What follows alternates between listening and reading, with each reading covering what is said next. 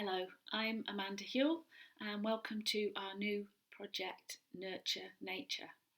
If you're in the Project Earth group, then you'll probably be meeting in our socially distanced, COVID safe groups, but if you want to, you can do this from home. All the information is on the PDFs on eARTh.org, and for the first 5 weeks I'll be putting out a little demo video to go with it. The project is called Nurture Nature, and we're going to look at our local nature. It's going to link into the 5 ways to well-being. So get active, get out there, have a walk, look at what you can find in nature, take notice, spot things, keep learning, try and identify what it is you see. And on that keep learning, we're also going to be looking at a British artist. He lives and works in York, called Mark Hearld. He's a collage and printmaker. He does other things as well. He's prints things that you can actually buy in the shops, things like these 3D cards. There's a little Robin Christmas card there, and this one is I just call this like a funky bluebird. Lots of patterns and colours inside the wings, different pattern. So you might have seen those in the shops, or if you're lucky enough, somebody might have sent you one. So Mark Hearld is inspired by nature and folk art. We're going to find out a bit about him and try and work a little bit in his style for this project. We're then going to post some cards and things out so we can connect with other people, even if we're not meeting in the group. It's always nice to get something in the post.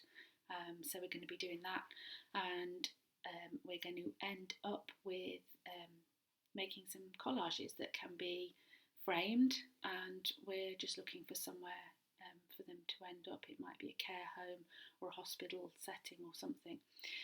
So it's a 7-week project, and I'm going to try and do little short demos for the first 5 weeks, and by then you'll be well set up to carry on your own. And everything is on PDF, so if you don't have a copy of the worksheets printed out, you can download them at eARTh.org. So I'm going to stop now, and I'm going to do a little demo of a wax resist technique that we're starting off with, and how we can try and make a little 3D card in the style of Mark Hearld. So I'll see you in the demo. Okay, so here's a quick demo for week 1 to make a 3D bird card in the style of Mark Hearld using a wax resist technique. All the materials that you need are listed on your worksheet, so I'm just going to get on with it. If you've got a kit, you're going to be using one of these. You need to fold it in half along the dotted line, and then cut around the solid black line. Don't cut along the fold there, and you'll end up with a bird like this. We'll come back to that in a minute. If you don't have the worksheet, if you don't have the kit, you can download the worksheet on eARTh.org. You'll have a template here, cut around the solid line, so you end up with this piece of A4 card or paper. Fold it in half, place your template on there, and cut around the edge, and again you'll end up with something like this. The only other thing you need paper wise is a little piece the size of a postcard. You'll have one in your kit, or just cut yourself a postcard sized piece of paper or card. So I'm going to try and work quickly. To start off with, I'm going to use some wax crayons, and we're going to have the bird folded out flat like this, and whatever we do on one side we'll copy on the other side. So if I put a big eye on that side, I'll put a big eye on that side. If I do some feathers on the wings, and I'm going to put little feathery bits on. I'm doing it very quickly, but you'll get the hang of it, and then you can do your own. I'd put the same, whoops, broke the wax crayon, never mind, on that side. I do it even quicker on this side, so you'd do it nicely, copying it. You could use just one colour, you could use several colours, you could put some patterns around the bird's breast there, You could put more feathers on the tail. Put some patterns. Don't cover the whole thing. You need some white card left because we're going to do painting with this wax resist technique. So that's the sort of bird patterns, you know, as you like. Turn it over, and on the other side you're just going to do your patterns on the tails. So let's put some tail pieces in there, and on the wings. Do some circles on these wings. I think you can do the same as you've got on the other side, totally up to you. I'm just making really quick patterns, so just on the wings and the tails. The rest of it's going to be glued together later, so you don't need to do that. Now paint. So we're going to put a base coat of watercolour paint on first. I'm just getting that brush out of there. Get your watercolours. You've got a nice set in your kit, otherwise you can use any watercolours or inks. And just wet the paint a little bit to get it going. And we're going to put it on with a sponge. You've got these little sponges in your kit, or you can use dishwashing sponge. Bit of water, bit of paint. We don't want it too thick, and just wipe it over the whole bird.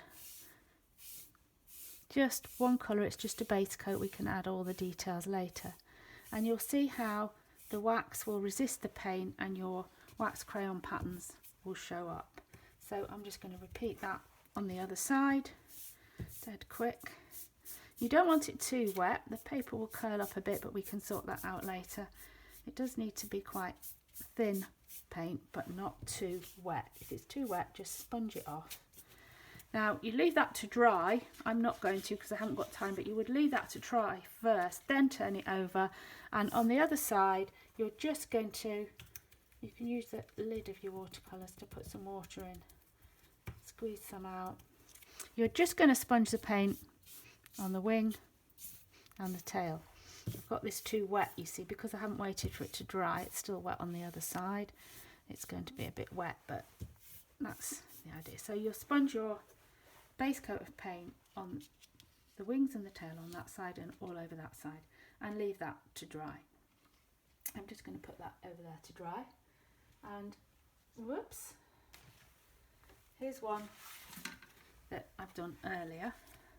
You then get your watercolour paint, and using a brush this time, this brush is a bit thick, maybe choose a different colour, get a bit of water on the paint. Always work the paint up with a bit of water yet first to get the colour going, and then you can add details with the paint. So I've added around the eye, I've added some extra bits over there, and just paint. On this one I've left it to completely dry, and you can see the marks are really nice and clear, sharp painted marks. On this side I put the second coat on while the paint was still a bit wet, and you get these sort of fuzzy edges. So you can try either. If you are doing the wet on the wet, go very carefully so your paper doesn't scrunch up, but it is quite a nice effect. So you can add details with your paint, flip it over, and on this side as well. So I'm just going to add some swirly patterns on the wing. You should still be able to see. These are all different on here, aren't they? But you can see how you can paint. This is a paler blue than we used before, but I'm using it thicker and with the brush, and you can add your detail on there. So you put your detail on both sides, whichever way you like, and then leave that to dry. And you do need to leave it to completely dry, because now we're going to pop it together. So let's get this one, is the driest of mine. Once it's dry, you get your glue, and you're going to spread a thin layer of PVA glue all over the white part. So the bird's body and his head and his beak, but not over the wings or the tail.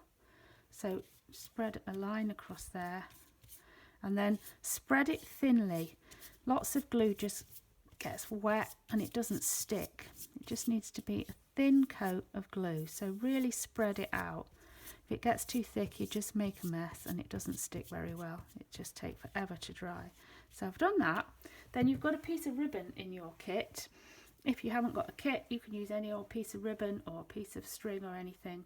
Double it over like that. This is about 30 centimetres long, and put it on top of the glue, inside at the middle of the wing there, and inside onto the bird's body, just stick it on the glue. When you've done that, put a bit more glue on top of the ribbon, just to help it stick.